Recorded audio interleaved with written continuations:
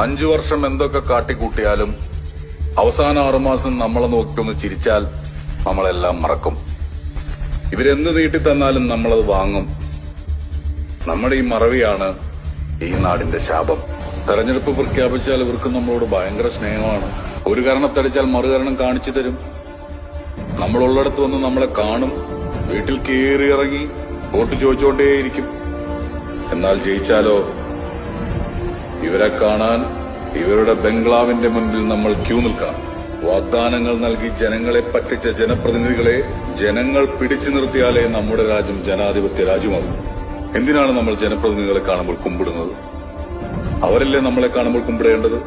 അവർക്ക് നമ്മളല്ലേ അധികാരം വാങ്ങിക്കൊടുത്തത്? ഓരോ തെരഞ്ഞെടുപ്പിനും കോടികളാണ് ചെലവഴിക്കുന്നത്. എന്തിന്?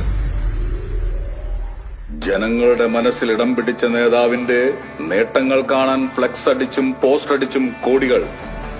പരസ്യം. സർക്കാരിന്റെ നേട്ടങ്ങൾ ഫ്ലെക്സ് ബോർഡിലൂടെ വായിച്ചല്ല ജനങ്ങൾ മനസ്സിലാക്കേണ്ടത്. അവനവന്റെ അനുഭവത്തിലൂടെ മനസ്സിലാക്കണം. അവർ എന്ത് ചെയ്തു, അവർ നമുക്കെന്ത് ചെയ്തു. ഈ തെരഞ്ഞെടുപ്പ് മുടങ്ങിപ്പോകാതിരിക്കാൻ ഇവിടത്തെ നേതാക്കൾ എനിക്ക് തന്ന ഈ പണം എനിക്ക് തന്നതാ. ഈ പണം അവർക്കൊരു പ്രശ്നമല്ല. ഇതിലും കൂടുതൽ അവരുണ്ടാക്കും.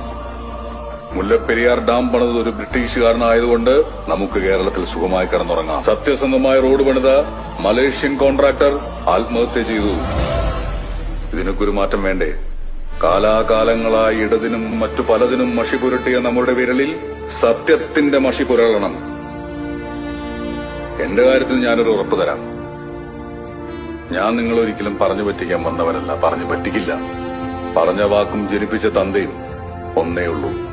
ജനങ്ങളെ പറഞ്ഞു പറ്റിക്കാത്ത ജനപ്രതിനിധികളുണ്ടാവാൻ ഈ തെരഞ്ഞെടുപ്പ് ഒരു തുടക്കമാവട്ടെ എന്ന് ഞാൻ പ്രാർത്ഥിക്കുന്നു. അതങ്ങനെ സംഭവിക്കട്ടെ. ജയ് ഹിന്ദ്.